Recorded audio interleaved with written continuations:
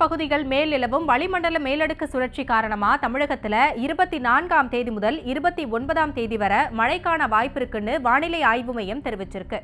எந்தெந்த மாவட்டங்களுக்கு மழைக்கான வாய்ப்பு இருக்கு, மீனவர்களுக்கு கொடுத்திருக்கும் எச்சரிக்கை என்னன்னு இந்த பதிவுல பார்க்கலாம். நாளைய பொறுத்த வரைக்கும் தமிழகத்தின் ஒரு சில இடங்கள் மற்றும் புதுவை காரைக்கால் பகுதிகளிலையும் இடி மின்னலுடன் கூடிய லேசானதிலிருந்து மிதமான மழைக்கு வாய்ப்பு இருக்கிறதா தெரிவிச்சிருக்கு. தொடர்ந்து நீலகிரி, தேனி, தென்காசி மற்றும் கோவை மாவட்ட மலைப்பகுதிகளில் ஓரிரு இடங்கள்ல மழைக்கு வாய்ப்பு இருக்குன்னு தெரிவிக்கப்பட்டிருக்கு. 25ஆம் தேதியை பொறுத்தவரை தமிழகத்தின் நீலகிரி, தேனி, தென்காசி, கன்னியாகுமரி மாவட்டங்கள் மற்றும் கோவை, திருநெல்வேலி மலைப்பகுதிகளில் ஓரிரு இடங்களில் மழைக்கு வாய்ப்பு இருக்கிறதா தெரிவிக்கப்பட்டிருக்கு. 26ஆம் தேதியை பொறுத்த வரைக்கும் தமிழகத்தில் ஓரிரு இடங்கள்லையும் புதுவை மற்றும் காரைக்கால் பகுதிகளிலையும் இடி மின்னலுடன் கூடிய லேசானதிலிருந்து மிதமான மழை பெய்யக்கூடும். நீலகிரி, தேனி, தென்காசி மற்றும் கோயம்புத்தூர் மாவட்டத்தின் மலைப்பகுதிகளில் ஓரிரு இடங்களில் கனமழை பெய்ய வாய்ப்பு இருக்கு. 27ஆம் தேதி நீலகிரி மற்றும் கோயம்புத்தூர் மாவட்டத்தின் மலைப்பகுதிகளில் ஓரிரு இடங்களில் கனமழை பெய்ய வாய்ப்பிருக்கு.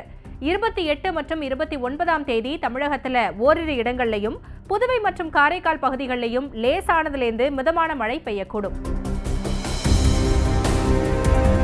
நாளை சென்னையை பொறுத்தவரைக்கும் வானம் ஓரளவு மேகமூட்டத்துடன் காணப்படும். நகரின் ஒரு சில பகுதிகளில் இடி மின்னலுடன் கூடிய மிதமான மழைக்கு வாய்ப்பு இருக்கிறதா தெரிவிக்கப்பட்டிருக்கு. மேலும் 23ஆம் தேதி அதிகபட்ச வெப்பநிலை 31லிருந்து 32 டிகிரி செல்சியஸை ஒட்டியும், குறைந்தபட்ச வெப்பநிலை 27 முதல் 28 டிகிரி செல்சியஸை ஒட்டியும், அதே 24ஆம் தேதி 32லிருந்து 33 டிகிரி செல்சியஸை ஒட்டியும், குறைந்தபட்ச வெப்பநிலை 27லிருந்து 28 டிகிரி செல்சியஸை ஒட்டியும் இருக்கக்கூடும்.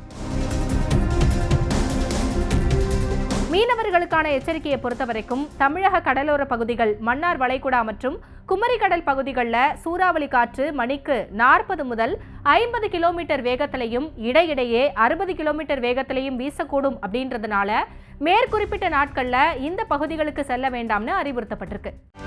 செய்திகளை உடனுக்குடனும் துல்லியமாகவும் தெரிந்து கொள்ள சப்ஸ்கிரைப் பண்ணுங்க.